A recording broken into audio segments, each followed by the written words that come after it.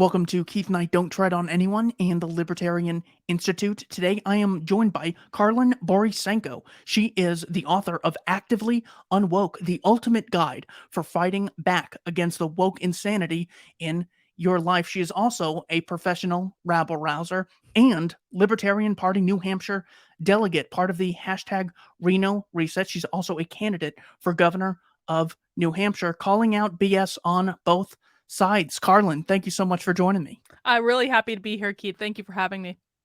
Can you walk me through your ideological process of being in the Democratic Party and then coming over to the Libertarian side? Yeah, so this is a little bit of a long story, but what I want to start by saying is that throughout this entire process, my values have never really changed. My ideology has never really changed. Listen, I became a Democrat in the 90s, right? And in the 90s, the reason I became a Democrat was essentially that, to be honest, I hated Republicans. I hated Republicans. Republicans were trying to censor everything. They were trying to tell me what speech I couldn't say, what art I couldn't look at, what video games I couldn't play, what music I couldn't listen to. And being sort of a rebellious child, and of course that's kind of followed through the rest of my life, I suppose, I didn't like that too much. And so I went to the Democratic Party, and really I was like a 3-issue Democrat. My first issue was I was extremely anti-war. So I was in college when George W. Bush got elected. I was in college when we went into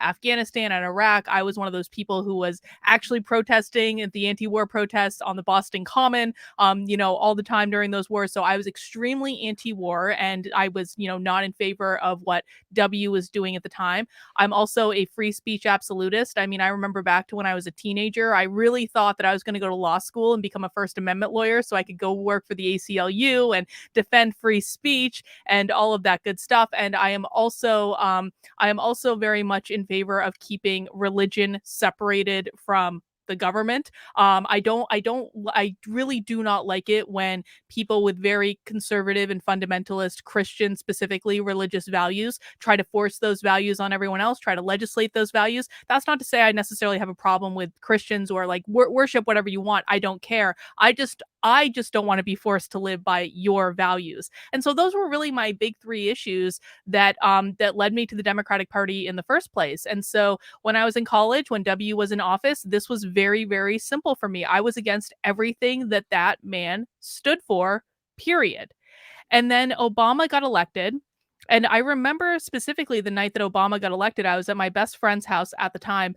And it was like a huge sigh of relief came over me. Like, oh, it's over now. And when that happened, I shut my brain off to politics. And it wasn't as though my values changed at all. They didn't change. I was just like, I don't have to worry about this anymore. The Democrats have got it under control. I can focus on my career was very important to me. Relationships that I had were very important to me. I started a marriage in that time frame, and I started a business in that time frame. I was actively working on growing a business, and then something odd happened.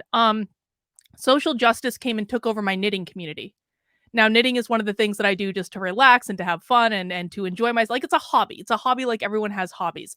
But my hobby got taken over by radical progressive leftists who are all of a sudden running around canceling everyone and telling everyone what they could and couldn't say. And as I was watching this happen, it dawned on me that I was politically aligned with these people. And that did not sit well for me. Remember, like, I'm a free speech absolutist. It does not sit well with me when you're telling people what they can't say and what they can't think about and things like that. And even if I disagree with people, because I literally cried when Donald Trump got elected.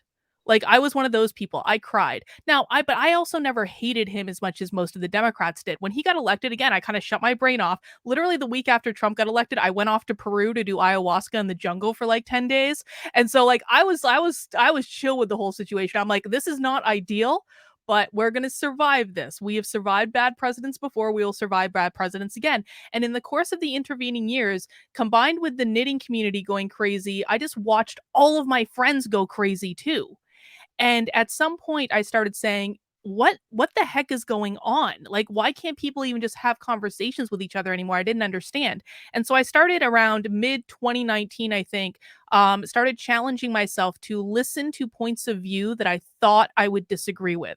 So I proactively sought out like the worst conservative influencers on the internet, like Ben Shapiro and Milo Yiannopoulos and all of these like really people that I thought were just like awful human beings. And it turns out that they weren't really awful human beings. Okay, Milo says some crazy stuff. He does. But he's mostly doing it for the purpose of saying crazy stuff. And I understand that now. Ben Shapiro is your run of the mill conservative. Like, he's not Satan. He doesn't say anything that's crazy. And so I went through this journey of proactively watching these people that I thought I would disagree with, finding out that they weren't as evil as I thought they were. And it happened to lead me to going to a Trump rally the night before the New Hampshire primary in 2020 as someone who had been a Democrat for 20 years. And at that Trump rally, everyone was really nice to me. They were really welcoming, even when they found out I was a Democrat, which was a really big shift because 2 days prior to the Trump rally, I had actually been at a Democrat rally in exactly the same place.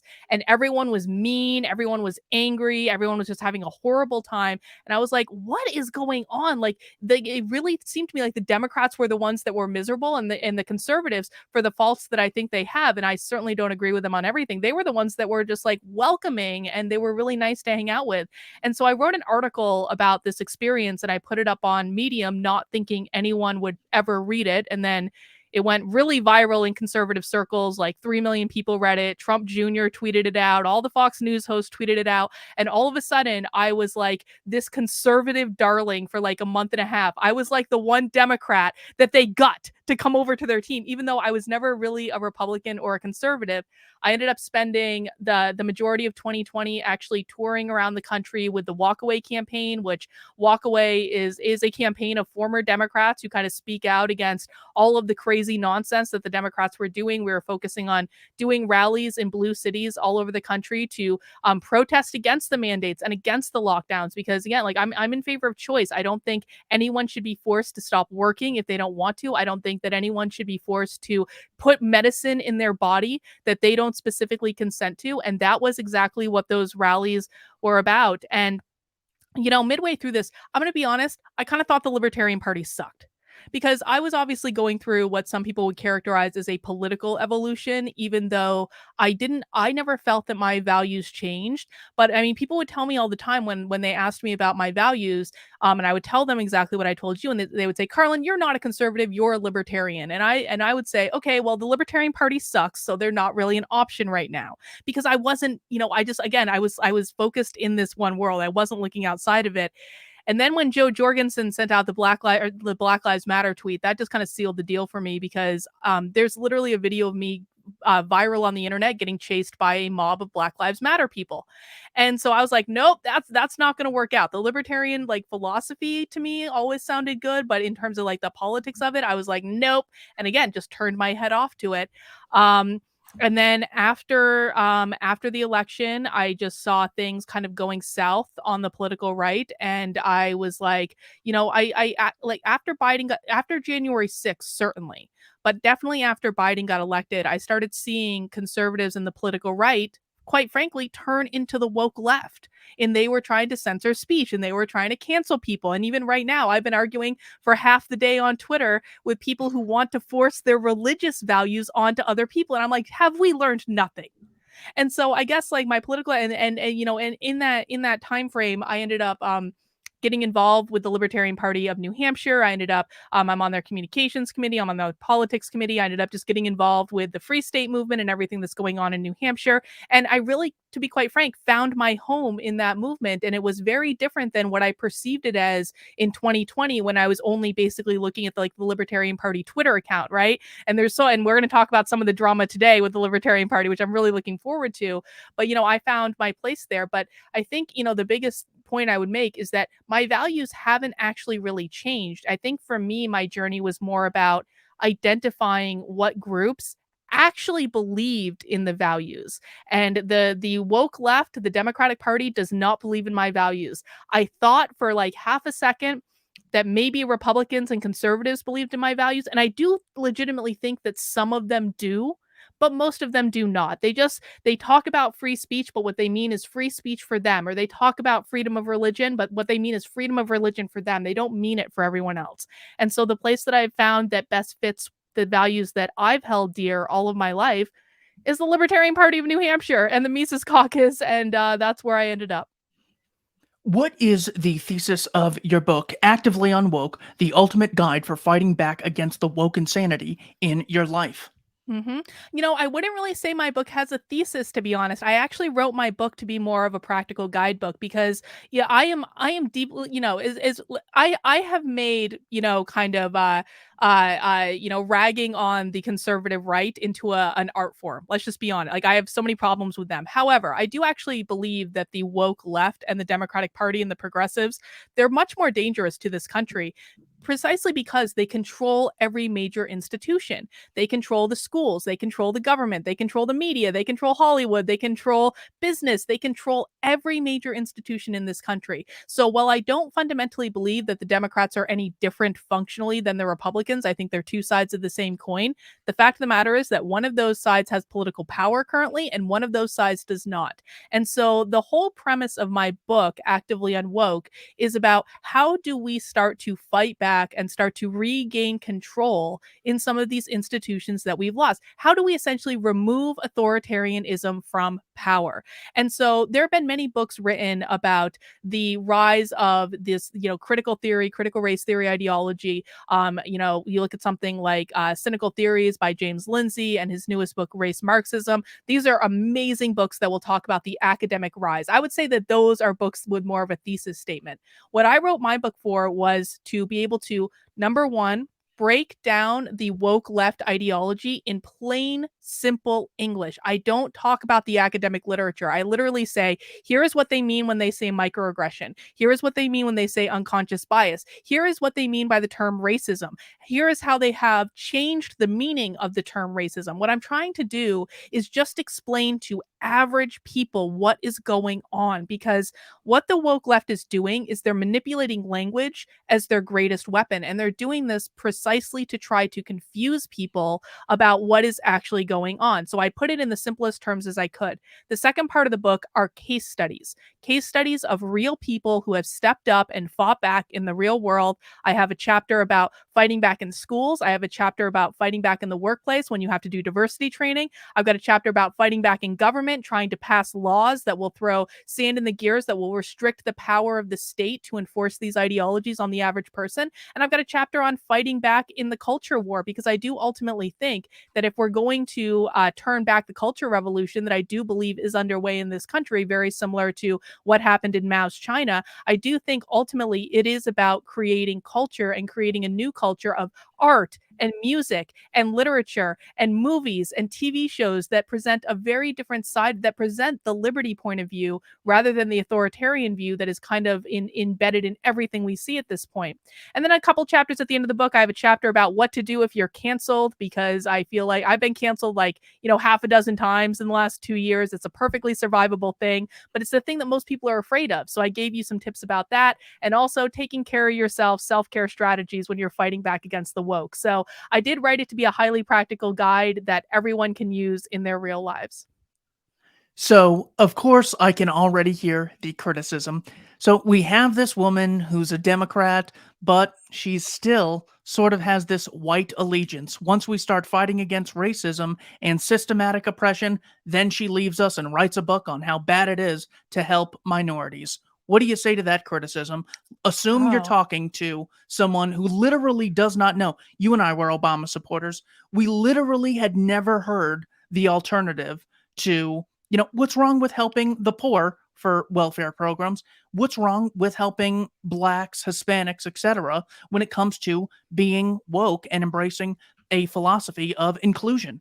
Yeah, what I would say to those people is critical race theory is not about white people at all. In fact, I have been one of very few people that have been publicly pushing back on this conservative narrative that did come from Fox News, that critical race theory is anti-white. I hate that term. I refuse to use it. I actually have banned the use of that term on my YouTube channel because I will not tolerate it. Because the fact is that critical race theory is not anti-white. It is anti-everyone. And I actually think some of the most detrimental things about critical race theory don't even apply to white people. In fact, if we're going to be brass tacks about it, critical race theory says that white people are the most powerful people in society.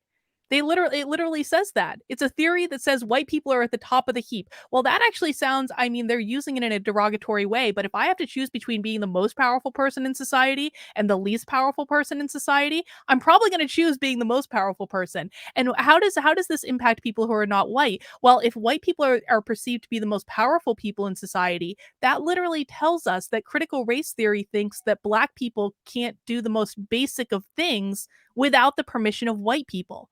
And I think that that is incredibly racist. I think it is incredibly racist to teach young black children in schools that they cannot be successful in the world unless white people stand aside and allow them to be successful. That is incredibly racist. That is dehumanizing. That is taking away all their individual agency. So my issue with what is going on with the woke left has nothing to do with the fact I don't the idea that I don't want to help minorities is ridiculous. And I'll tell you, this is one of the strategies that I've actually thrown out to woke leftists. I've said, okay, you guys want to talk about equity. Equity, so there is a big difference between the ideas of equity and equality when it comes to the woke left. Equality is what most of us have been raised with. The idea that we all show up and we all have an equal chance to at least try ourselves and get access to an opportunity, right? This is what Martin Luther King preached when he says, I want people to judge my children by the content of their character, not the color of their skin. That's what equality is. I am 100% on board with equality. The idea of equity is about equal outcomes. We all end in the same place. And what Ibram X. Kendi, who is the author of How to Be an Anti-Racist, said is the best way to fight discrimination in the past is with discrimination in the present. Mhm. They are literally arguing to discriminate in our present time to account for things that have happened in the past. But let's just play this idea of equity out for a second. Let's say, okay, we've all decided that equity is the most perfect thing.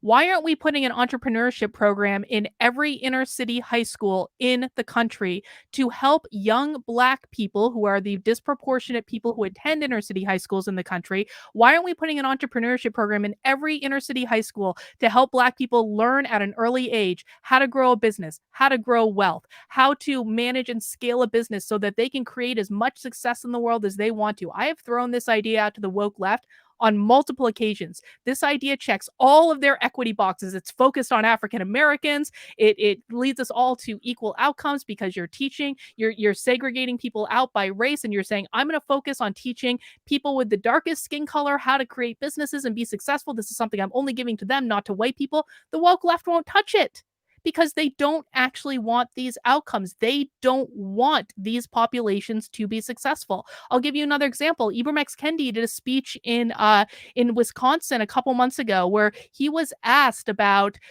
are vaccine mandates systemically racist? Because we know, and especially in New York, we know that African Americans were vaccinated at a much lower rate than white New Yorkers, right? And so Ibram X. Kendi, who has said that racism is all about racial disparities and outcomes. If there is a racial disparity in an outcome, then racism is the cause of that disparity.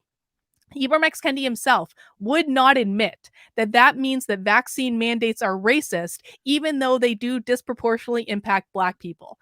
And so this is all just a game for the woke left. And what I tell people all the time is that critical race theory actually has nothing to do with race at all. I know that seems counterintuitive, but it really doesn't. Race is just the weapon that they are using to divide us. And what they're doing when they keep us divided and they keep us bickering with each other is they're gaining more power. They're gaining more political power, and they're using that political power to oppress literally anyone who does not agree with them. They won't even give blacks the freedom to choose where their tax dollars go for which schools they want to send their kids to. So it's not even like, well, we want them to be taxed billions of dollars more to support our stuff. We go, we'll leave the taxes the way they are. Just let the kids go wherever the parents would like. Can we introduce some competition? And they won't even have that. We're actually called racist for opposing something like that. Of course, I've tried to get Ibram X. Kendi so many times. I go, just please tell me, men are 50% of the population and 95% of police killings. Is that sexism? Can we at least see that disparities do not equal oppression? Because men also commit 95% of the crime. It's Mhm. something like that, or they're more likely to resist the cops. That's not to justify it, but that's an alternative explanation than oppression. I mean, so much of this is ridiculous.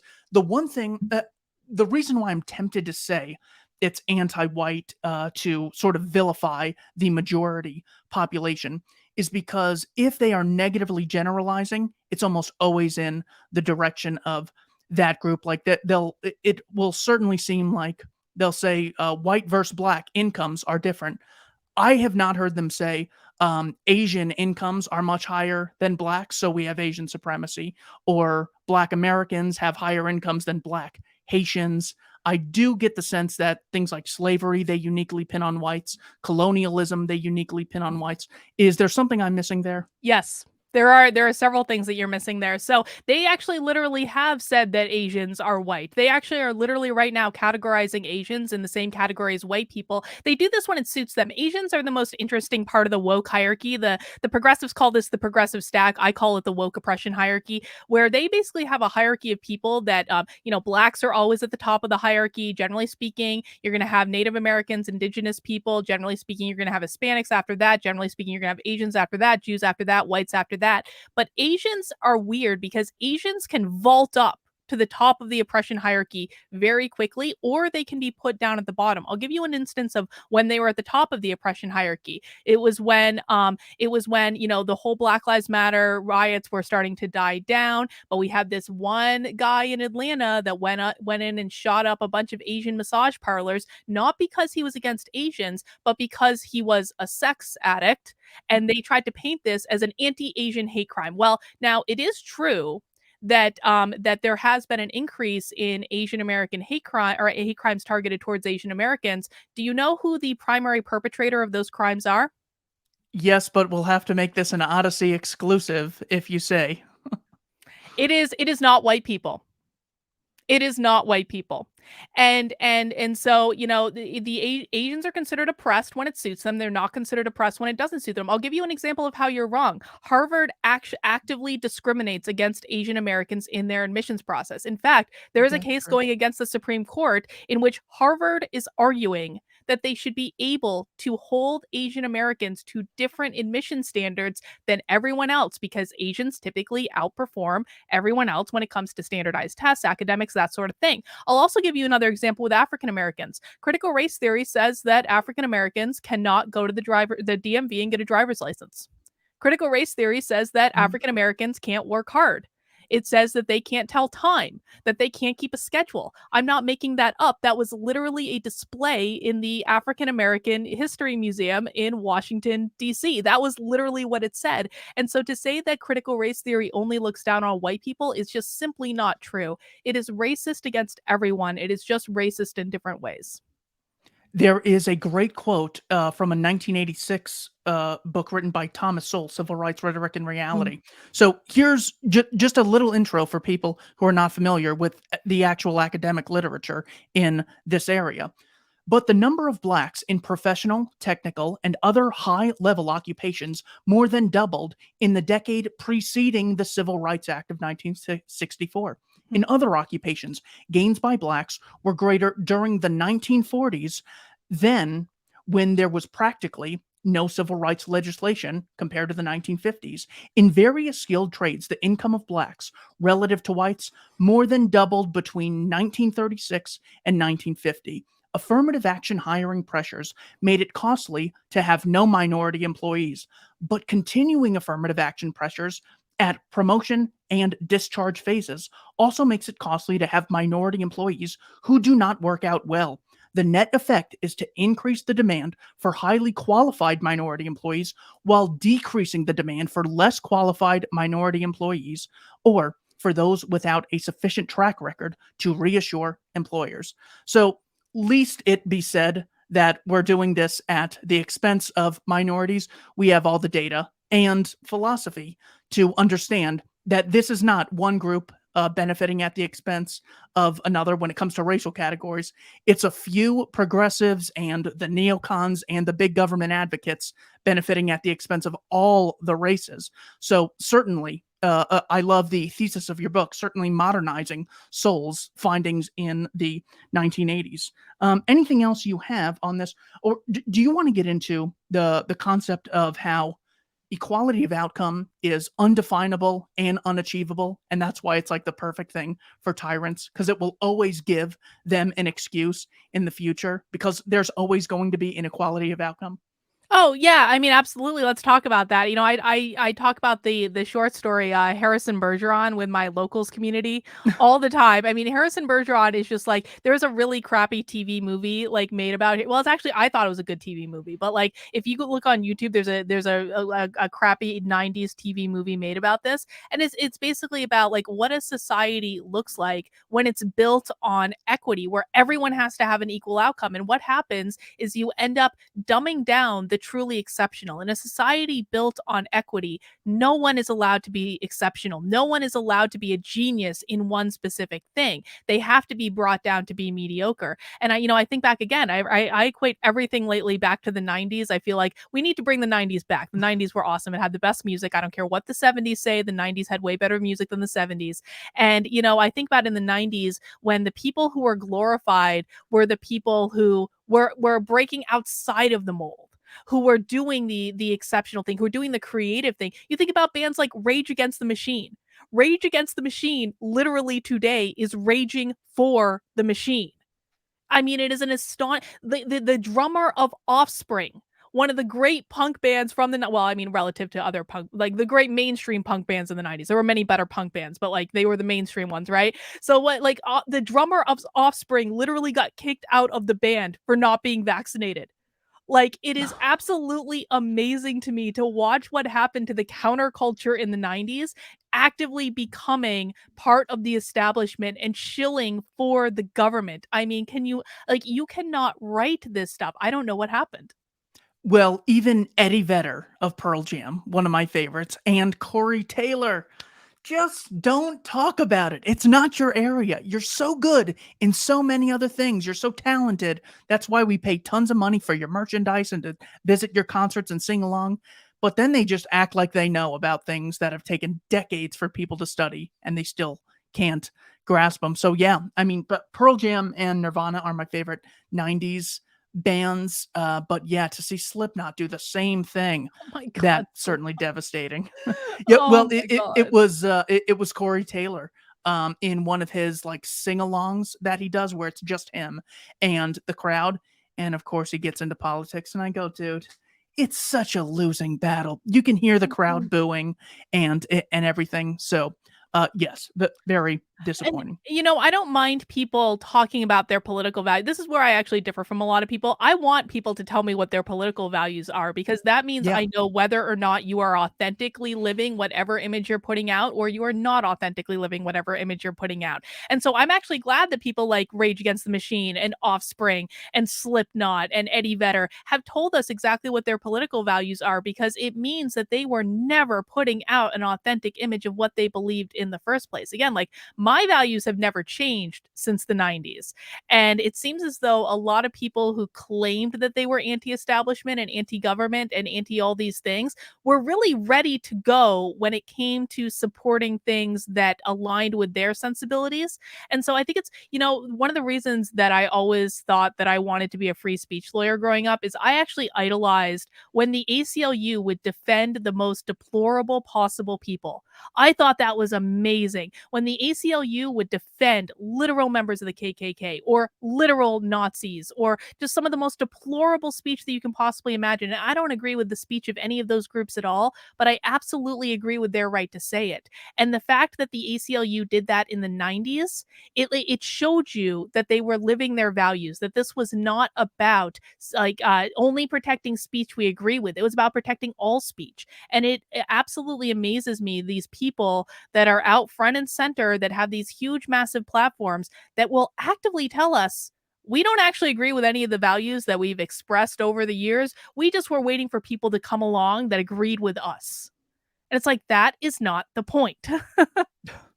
So, in taking these ideas and putting them into action, I love the LPMC with all my Mhm. heart. I'm so thankful for you guys. Now, originally it was let's totally ignore them. They're a nothing group, and then it turned into there are some people who, are making the party a little hostile and taking it away from its foundations.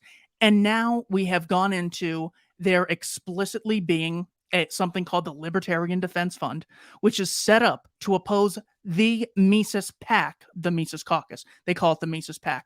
So, excuse me. So I want to go through this Libertarian Defense Fund.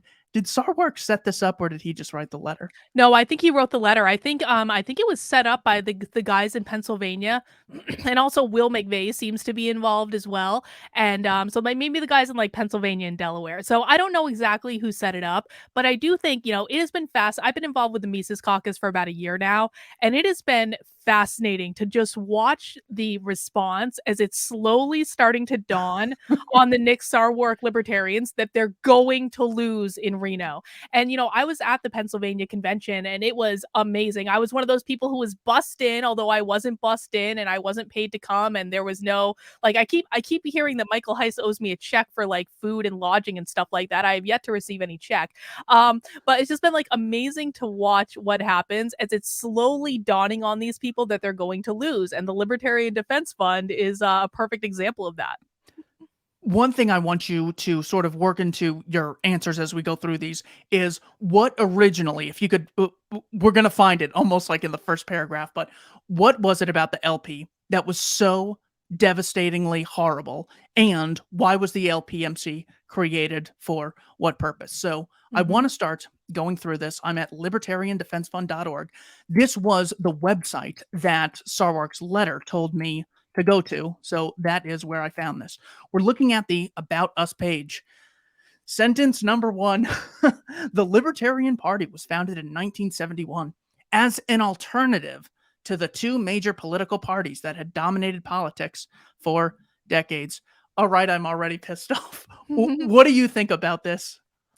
I mean, I don't necessarily know that I disagree. I mean, I would assume that you found a party because you actually want the party to be successful. I would assume that would be the impetus for starting the party. Now, of course, the party's not going to be successful when it's first started. You got to build it up. But I think what's been interesting to me about being part of, and I joined the LPNH and the Mises Caucus, I think about a year ago now. It's been like, coming into the Libertarian Party as an outsider, you see very quickly that it is not about winning. It is about a social club. And that is what has been really kind of amazing for me about being involved with the Mises Caucus, because you have this group of people that, they might call us a cult. And I think they literally do call us a cult on this website, but it's not a cult at all. It's just a group of people that are highly focused on winning. And the first step to winning and actually making the Libertarian Party a viable party, instead of just that thing you check the box of when you don't like either of the major candidates and you're like, oh, well, I hate the Republicans, I hate the Democrats, I'm going to vote Libertarian this cycle just because. Like, I view the Mises Caucus as, the first step is taking over the Libertarian Party so that it can actually become a viable party that people are excited about voting for the Libertarian candidate. Yeah, when I hear the word, it was founded as an alternative, that sort of just seems like it was a different position. Like we're sort of similar to these other people, but we're a possible alternate, I see what as you're saying. opposed to taking the unapologetic stand. Hey, there was a mass murder campaign in Laos, Cambodia, and Vietnam in 1971, and libertarians who take this biblical principle of thou shalt not murder, yeah, they lie about it. We actually take it seriously. But just an alternative. If you wanted something different, sort of like if you don't like Coke and Pepsi, we're RC Cola. Why? That doesn't really inspire me at all. It's like listening to Nancy Pelosi. It goes on and says the Libertarian Party has always been and still is the only party defending all of your rights. Do you feel like the LP under Gary Johnson and Joe Jorgensen was defending all of your rights? No, no. And again, like I'll say, I literally saw the Black Lives Matter tweet either not long before or not long after I was chased down the street by an angry mob of Black Lives Matter people who were throwing stuff at us, trying to steal our stuff. I was scared to death that I was going to trip and fall and I was going to get the crap kicked out of me when that happened. So no, I don't view people who are defending these people and saying, we support them as defending my rights. All I was doing was standing on a sidewalk that day and I ended up getting chased by an angry mob. Article goes on. However, the future of this party is in jeopardy. Well, that's good. When something bad is in jeopardy, that means it has the chance to change for the better. Yes. The Libertarian Party was structured from the ground up to address the inherent corruption and problems of the major parties. The Libertarian Party's charter was a radical experiment that prioritized openness, inclusiveness, and democracy. They Is any don't of this true? Well, they don't prioritize inclusiveness, do they? Because we can look at the state of Massachusetts, where they literally kicked 47 people out of their state party for following their own bylaws. So that doesn't actually sound very inclusive to me. We can look at like Will McVeigh in Delaware took over the state party, kicked out 2,000 libertarians, and then created a system where he was only going to let his friends back in. Like, that is not very inclusive. So maybe it was once upon a time founded to be an inclusive thing. I can wrap my head around that, but the people who are literally running this website have demonstrated through their own actions that they don't believe in inclusivity at all. Will McVeigh has managed to become the worst person with the last name McVeigh. That is devastating. The Mhm. Libertarians Party, a radical experiment in democracy. Is that what they advocated?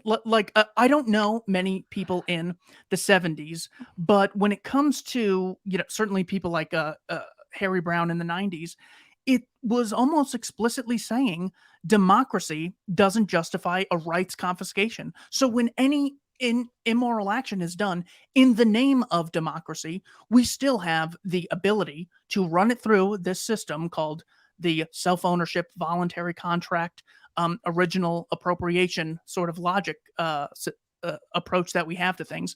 And that makes it not inherently democratic at all. That's just saying that majority rules and there's power in voting. Am I just being too pissed off at this? And am I looking too much into that? No, I mean, I don't think you're looking too much into it at all. Just because a group of people votes that they can take my rights away does not actually mean those people get to take my rights away. And so I do not consent to my rights being taken away just because you hold a secret meeting that you give people 5 minutes notice of on Discord, Will McVeigh. I don't consent. And, I mean, like, one of the interesting things to me, and again, like, I'm still relatively, it's so interesting to having been a part of like three different political cultures within this like a short time period, because the Democrats and the Republicans and the Libertarians have very different cultures. One of the things that you hear about in libertarian circles that you don't hear about anywhere else is that they don't like democracy. Like, Yeah. they don't buy into the concept, whereas the two major parties do. So no, I think you're right on board. And it's not totally different from the other parties. If you and I tried to have a democratic vote to try and take someone's property or initiate aggression against peaceful people, they'd recognize it as wrong in almost every situation, except when a group called government is involved. So, but we really do have a lot of overlap. It's just this double standard Mhm. that the other parties have. The article continues. It centralized power at the bottom with the members and delegates rather than the top.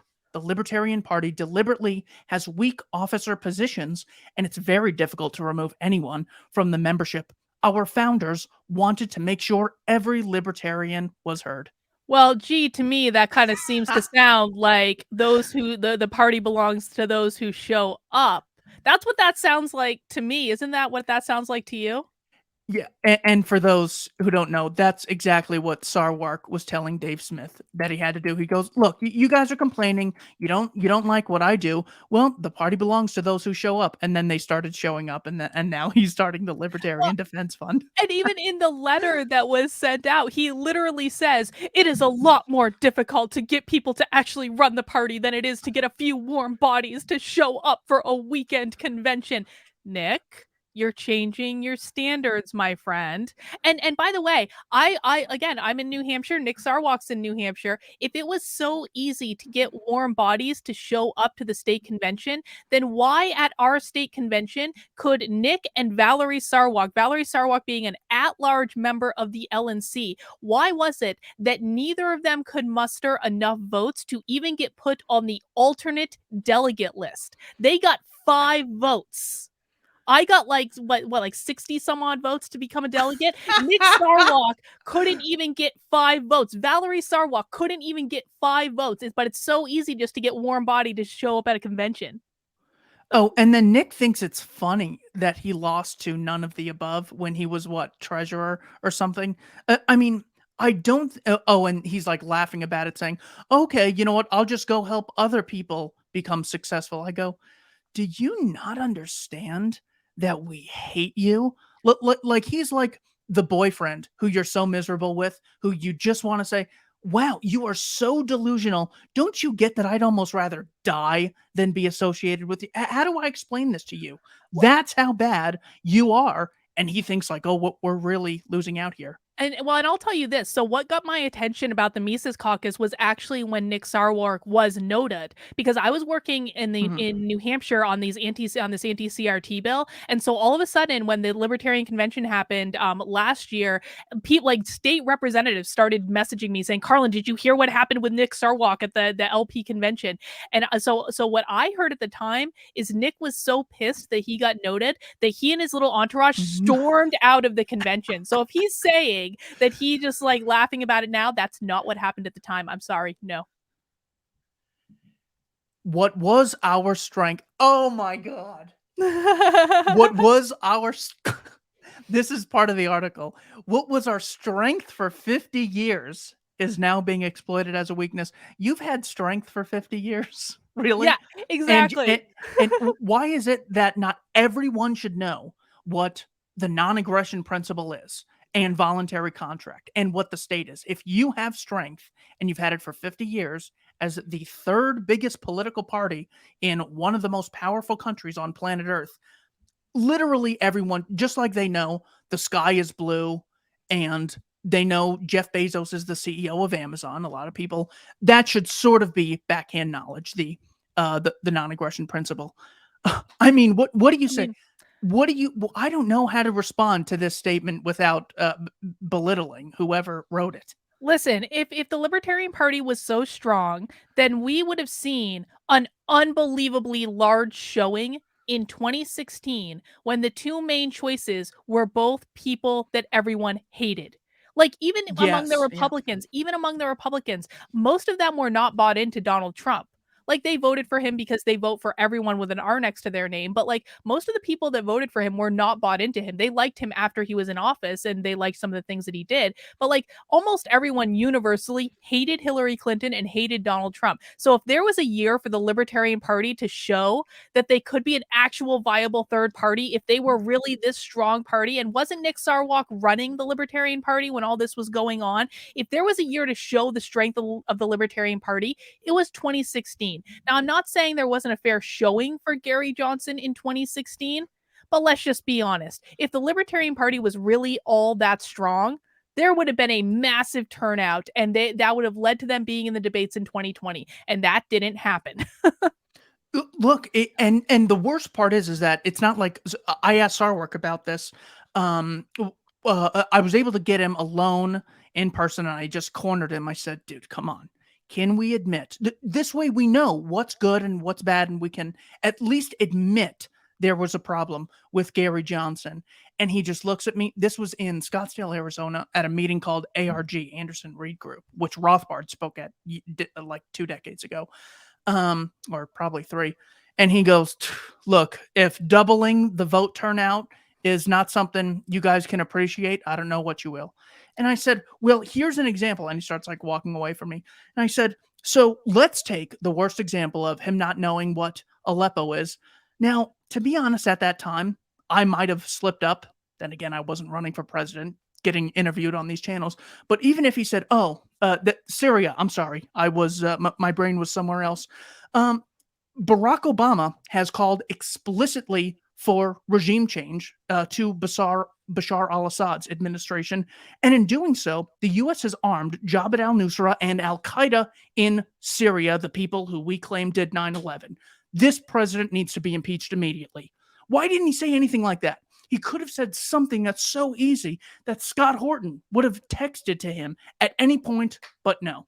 But No. no, they didn't use any of their power. Now, when it comes to the Mises Caucus, they have all the energy in the world. They have no energy to call out the fact that NATO lied in 1991 about expanding after the Warsaw Pact disbanded. They have no issues with Zelensky banning 11 political parties. They have no issue with the neocons like David Frum and Bill Kristol, but he has all the hatred in the world for the LPMC. It truly is amazing to me. And again, as someone who was surrounded by people with Trump derangement syndrome in 2020, like it is extremely similar to what happened with that whole thing. And I just think it's fascinating to watch these two phenomenons. I mean, political derangement syndrome is not actually a new thing. It didn't actually start with Donald Trump. And that's why it can impact anyone in any party. And so to watch these people in the Libertarian Party just absolutely lose their mind because they're losing power, it really is quite fascinating. And it just goes back to what I said about my book earlier with critical race theory is not about race, it's only about power.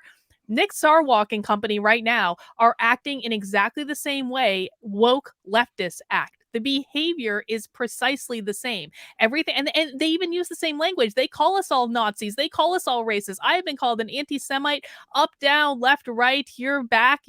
Like they call us all the same names. They act exactly like the woke left, and there's a reason for that. Oh yeah, I was called an anti-Semite, and then I tweeted a picture of my bar mitzvah certificate that I got in 2008 after after attending Temple Emmanuel in Arizona for 10 years, and I just got blocked. Of course, it's just a constant slander. I want to get through this. It's a little longer. A political action committee known as the Mises PAC, aka Mises Caucus, is attempting to take control of the Libertarian Party by means of convention packing. They are busing people to libertarian conventions, telling them how to vote, and seizing control of state libertarian parties by installing puppet officers. We have lost almost 14 state affiliates so far. So in New Hampshire, our convention this year took place in the middle of a blizzard, and I can assure you that I was actually not bussed there. My husband drove me to the convention, or people drove themselves to the convention. We sat around, we had a bunch of beers all day. It was really great. There was no coup though. Like, I mean, people forget that because of the New Hampshire Libertarian Party did actually flip this year. It wasn't entirely Mises last year, and then what happened is Gilletta colluded with Joe Bishop Henchman and Yeah. a mystery person who might have just written a letter from the Libertarian Defense Fund. Like, they colluded to take over our party. They're literally the ones staging the coups. And again, I was in Pennsylvania. No bus brought me down. No one paid for my lodging. We rented an Airbnb. It was fine. But they're literally making this up. This is fantasy. This is not real. Even if they were, isn't this people getting involved? He wants Bill Weld in the party so bad, but he doesn't want the Mises Caucus, who has been the best on the Yemen war. They've been the best on the Russian war. I mean, there was a great Scott quoted a tweet from LPNH where they were like, "How is it that Anthony Blinken still hasn't made a phone call to Sergei Lavrov?" And I go, "That is so someone we need to be calling the shots for the official LP account, assuming we can't get malice or anything, even though he's put the offer out there." Someday. It's so unappreciative. I mean, this guy is just the worst. The Mises PAC is not a democratically run organization. That's a whole sentence, by the way. He doesn't even care to, he doesn't even care to explain why not being democratic is terrible. Now, did they start this fund just because they wanted to, or did they first take a vote among Americans if the Libertarian Defense Fund should exist? Because that doesn't sound democratic. I don't think Sarwark ever got my permission to start running. We should take a vote on whether or not he has a right to run. Being anti-democratic is nothing. I'm literally going to tweet right now. The Libertarian Defense Fund is not a democratically run organization. I'm tweeting it right now. When did you and I get a chance to vote on this? This is anti-democratic. We didn't even vote on this about page. Oh, this is very devastating. Man. Its members cannot vote on leadership, organization, or activities of the PAC. They just pay dues and follow orders. Could you imagine if he had I'm sorry, I don't know who wrote this, but imagine if these people had that, the smallest amount of courage. What organization does that sound like? It cannot vote on leadership, organization, or activities. They just pay dues and follow orders. Well, certainly the police and military, who have taken oaths to initiate violence against peaceful people. Can I Mhm. find the LP National talking about how you don't have an excuse just because you're following orders? No, they're so brave to call out Michael Heiss. But, Raytheon, Northrop Grumman, the police, the military, the banks, you got to kind of let those people go. I mean, well, and I'll say this too. I mean, listen, I would say that the Libertarian Party right now is an organization that I just pay dues to, and they don't listen to me at all. Like, in fact, I have offered, I had like they like to make this big deal about how donors are just leaving the party and fundraising is going down. I have now offered on multiple different occasions to donate $20,000 to the Libertarian National Party if Nick Sarwark and Valerie Sarwark renounce their lifetime memberships and leave the party. And not one single person from the Libertarian Party has reached out to me to even have a conversation, even to say, Karlyn, we're not going to force people to leave the party, but is there something else you want? Or is there something else we can do? Or is this another way we can structure your gift? For me, if someone is offering to give me $20,000, I would probably at least reach out to that person and have a conversation to try to like, I understand I'm making an unreasonable demand because it's kind of funny, to be honest, but like they could at least try. They haven't even done that. The Mises PAC's chairman cannot be removed from office by the membership, which has the effect of making him chairman for life, an absolute king, so to speak. If the Mises PAC is successful in taking over the Libertarian Party, the entire party will be directly under the control of one man, the Mises PAC's chairman. That's just It, it, provably not true. it's almost as bad as the Vladimir Putin fear mongering that we've gotten from 2016. That we're just, if Trump wins, it's going to be absolutely terrible. If we repeal net neutrality, it's going to be so bad. I've fallen for this sham too many times. No, I mean, it's absolutely absurd. Listen, no one is forcing anyone to be a part of the Mises Caucus. If they don't want to be a part of the Mises Caucus, they don't have to. We believe that power consolidation and unilateral political control are antithetical to the principles of libertarianism. No one man should have complete control over our political party. We believe every libertarian should have a say in how our party is run. And they can have a say. They can have a say, but in order to have a say, they need to show up to convention and vote. Like that is the way things currently work. And a lot of these people are just refusing to even take part in the process. They don't come to events, they don't show up to convention. All they do is sit on Facebook all day and complain in the various Facebook groups. Like that's all they do. So if they want to say in how the party is run, listen, again, like in New Hampshire, we have proactively reached out to people who are not part of the Mises Caucus to be like, come to convention, come to some of our events, let's sit down and have a conversation. They won't do it. And we can't force them to do it. It's their choice. One of my favorite things at the Arizona LP convention was talking to people the night before who were sort of like, "Oh, okay, we're going to meet the Mises people tomorrow." Well, Dave Smith's not going to be there, is he? Yeah, Dave is going to be there. Oh my God! I hope that I don't have to run into that guy. And it was so funny just to see that this was the night before. They were just giving finger food and stuff, and then the next day, I'm like, are one of these people going to start something with the caucus, or is one of them going to try and intimidate Dave or something? And of course Dave is shaking hands and laughing with all of them by noon the next day. I mean, it was so funny to see how you just saw this go from their perception of what this thing's like to actually seeing it and being like, I wish Dave wouldn't say what he says on Legion of Skanks, but at the same time, this is a good guy talking about the most important issues on the planet. So maybe he's not my enemy at all. That's why those conventions, I think, are so important. No, I totally agree. The Mises PAC's actions are without question a hostile takeover. Our political party, built for egalitarian participation, isn't designed to withstand hostile takeover tactics. We are vulnerable, and there is a very real threat that we will lose control of our political party within the next 1 to 3 years. Finally, the LP has existed for 50 years, and the Libertarian Defense Fund is here to make sure the Libertarian Party survives another 50 years. We are our party's first, last, and only line of defense against hostile takeovers. Well, Final thoughts. you know what's funny is I really did tweet the Libertarian Defense Fund is not a democratically run organization while we were talking, and they responded immediately and they said, "We just had our elections. Sorry to inform you, but you didn't win." So you're telling me that the Libertarian Defense Fund belongs to those who show up. So maybe next year we should all just join the Libertarian Defense Fund and show up to their elections and we take over that. I mean, like they're literally doing the things that they don't want us to be doing. And you know what?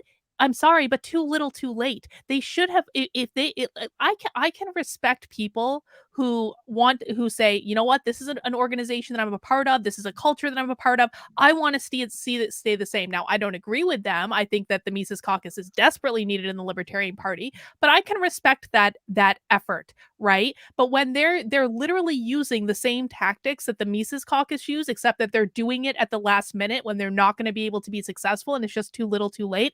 I'm sorry, you got outplayed. You got outplayed, Libertarian Defense Fund. It's just the way it is. So they then list 5 steps of what we, the LP Defense Fund, can do. 1, court packing. To keep the Mises PAC from taking control of state affiliates, we engage in convention counterpacking. We recruit new members, reach out to old members, and advertise your state's convention and generally make sure Mises will be outnumbered at conventions. Rules for thee, but not for me. That's what that reads like. Candidate recruitment, step 2. It's impossible to defeat a hostile takeover without having candidates opposite Mises on the ballot. This is why I think Sarwark wrote it, because he said this to me. I said, what comes to mind when you think of Tom Woods? I'm waiting for hero, guy who is great at explaining the message for freedom. He goes, podcaster. I said, how about Ron Paul? He goes, opposite Bernie Sanders. And I go, what a weird way to say it. And then I read this and I go, oh, here we have Soywark at work. We recruit candidates for inter-party offices to make sure that Mises always has opposition. Not that morality is achieved, not that a consistent philosophy is communicated to Americans. It's just to make sure Mises always has opposition. Always. We never get this black and white commentary when it comes to NATO murder campaigns in Afghanistan or invading Iraq. But when it comes to the LPMC, we always have to oppose them.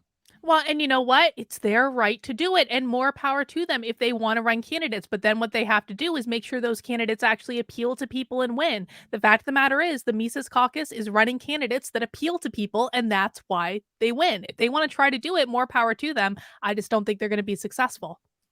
Step number 3 out of 5. Almost done here, Karlyn. Thank you for staying with me. Yeah. Bylaws hardening. We identify and address the inherent flaws in each state affiliate's bylaws that could make them susceptible to hostile takeovers. We then attempt to fix these weaknesses via bylaws changes. That is possibly one of the most insidious things they're talking about, because they're talking about doing what Will McVeigh did in Delaware, which is to kick everyone out of the party that they don't like. I mean, and that is, again, the very opposite of inclusion. Step number 4. Oh. Okay. I wonder if a lawyer came up with this idea. Step number 4, lawsuits. Occasionally, a state party becomes fractured by a hostile takeover attempt, and there is a dispute as to who the rightful executive committee and or board directors is. If necessary, the Libertarian Defense Fund will file lawsuits to settle disputes as to who is actually entitled to represent the party. I mean, it seems to me that there's already a process in place for determining these things, but the problem is, of course, is as we saw with the JC decision regarding Delaware, it didn't go their way, so they didn't like it, and it's going to do the exact same thing in Massachusetts. There's already a system in place to accomplish these same things. You know, it just seems exactly like the Gilletta Jarvis, Joe Bishop henchman move. Where, I mean, it's just so bad. For so long, we just said, it's so odd. We just don't see eye to eye with these people who are our ideological brothers. And then they go and do something like that. And it's like, thank you for letting us know that you're just bad people. And it's Well, not that we see things differently. and did you know there was kind of like a second soft coup attempt in New Hampshire that Darryl Perry started? Before our state convention even, Darryl Perry got like 13 signers on a letter to hold a separate state convention. So they didn't even bother to come to our official state convention. They were organizing a separate state convention to elect like the real Libertarian Party of New Hampshire delegates for Reno. Do you know who was one of the signers on that letter? Gilletta Jarvis. You see, it's really bad when people take an unscheduled tour of the White House on January 6th. We're going to call that a coup, but forcibly changing democratically elected votes, well, that's not a coup at all. That's just making sure a hostile takeover doesn't occur. Isn't that funny? Post Mises affiliate management, the fifth and final step of the defense fund plan. Once a takeover has been defeated and a state affiliate has been returned to members of the Libertarian Party, we then focus on keeping Mises out permanently. We employ tactics to make sure they do not gain a foothold in that state ever again. Well, it doesn't seem to me like Nick Sarwark actually believes the party belongs to those who show up when he's actively creating barriers to prevent people he doesn't like from showing up. That is not inclusive. Like, I'm sorry, like the social club stuff has got to stop, and it will stop. And part of me is like, what are we all gonna do when this drama is over in May and we can actually focus on fighting the state and doing the things that we want to be doing? But it's just like stuff like this shows us why all of this is necessary. It is necessary so that we can actually be a functional party. I mean, again, we have this black and white sort of unapologetic statement keeping Mises out permanently, not making sure members realign with the non aggression principle or the peace principle or the non aggression obligation, whatever you want to call it. It's focusing on one group specifically. And I never hear this unapologetic blanket statement about the state and their kidnapping of people for victimless crimes, their regulations which stop people from climbing the ladder out of poverty. It's only when someone like Michael Heiss dares to do exactly what Sarwark had been telling them to do, which is, well, show up to the convention if you like it so much. Well, I Ugh, mean, it's kind of like, again, critical race theory is not about race, it's about power. The yeah. Libertarian Defense Fund is not about libertarianism, it is about protecting a social club. That's all that it is. It is about a social club. I want to end with you giving me your elevator pitch to the left and your elevator pitch to the right. Why should those people embrace the philosophy of libertarianism? Let's start with the right. What do you say to them? I would say for people on the political right, I spent all 2020 spending a lot of time around conservatives and Republicans and MAGA people, and those are not necessarily the same group. Those are all very different groups. And one of the things that I heard in common among all of those people is that they just wanted their individual liberties to be protected. They just wanted to be able to live their lives and do what they want to do and worship how they want to worship and have their job and have their home and have their family. And what I would say to those people is the Republican Party is not serving you. The Republican Party does not defend you. The Republican Party, your politicians, most of the time will throw you under the bus without giving it a second thought. And so, if you legitimately want to be a part of a party that will just allow you to live your life the way that you see fit, that will protect your children from being indoctrinated in government run schools, because this is something that the Libertarian Party does support, defunding the government schools to provide these additional options so that you can actually school your kids in the way that you feel most comfortable. If you want your speech protected, if you want to be able to worship however you want to worship without interference from the state, this is the party for you. It is not the Republican Party. They are not going to defend you. And let's just say you don't think the LP can win. In a lot of states, the election between Democrats and Republicans are very close. Like in Arizona, it's a total purple state. So what you could do is use the LP as leverage against potential Republicans. Hey, look, Thomas Massey, if you don't come out with a deregulation of, gosh, I forget the There was a guy, Elvis Summers, in California, who made tiny houses for the homeless for $1,200. This was going to solve homelessness in Los Angeles, by the way, out of all the places. It's not like, well, he did it in the Hamptons. He did this in Los Angeles, where there's this huge homeless issue. And the state confiscated all the property, even though it was on private land, because it wasn't up to code with what they thought a house should be. So the homeless people continued to be homeless. But don't worry, they were working on a plan as of the early 2010s to solve poverty. That was their excuse. So when you have something like that, you can say, hey, Thomas Massey, if you don't share this and you don't start saying we need to deregulate all capitalist acts between consenting adults, we're going to run someone against you. I mean, use some leverage. I don't know. I'm not. I haven't thought too much about it. But I mean, can we do something like that? Can we move people like Ted Cruz or Lindsey Graham? Oh my God! Please. I absolutely think we can move people like that. And to be quite frank, if things play out like I want them to play out, which is that the Mises Caucus takeover is successful in 2022, Dave Smith runs for president in 2024, I firmly believe that Dave Smith will be a spoiler for the Republicans in 2024. I absolutely believe it. And I think at that point, there is opportunity to try to leverage that to make the Republicans try to actually, like, there have been a lot of conservatives online that have been pushing this idea that, conservatives are not libertarians. Libertarians don't belong here. Well, guess what? You ain't going to win without us. That is the thing. And so, I absolutely think there's opportunity to try to leverage successful campaigns, not success in terms of like we're going to win the election, but success in terms of we can pull enough votes away from you and so that you lose. And we know it. And if we can't come to some agreement that you're going to implement some libertarian ideas, then we're absolutely fine with you losing. It's not the ideal situation. Of course, the ideal situation is that we want libertarian candidates to win and do libertarian things. But sometimes you just got to take what you can get in the meantime. And a little movement is better than no movement at all. Exactly. I agree. Had a great tweet when she said that we Republicans can lose because the Libertarians are voting Libertarian. And then in the thread, she said, so we need to start talking to these people and appealing to them.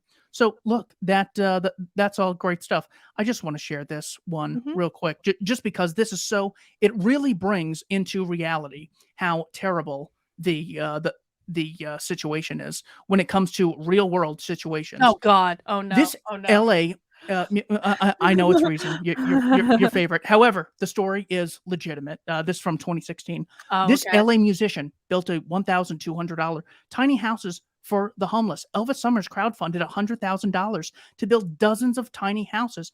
So again, this is early stages. Just like early cell phones were extraordinarily expensive and early computers were, and then they got the manufacturing process down to where they're much cheaper and affordable for more. So $1,200 was the starting price at the earliest beginnings of this operation.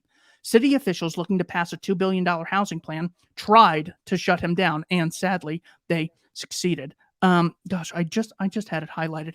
In February, the city council responded by amending a sweeps ordinance to allow the tiny houses to be seized without prior notice. That is what we're up against. That's It's not evil. That it, is it, evil.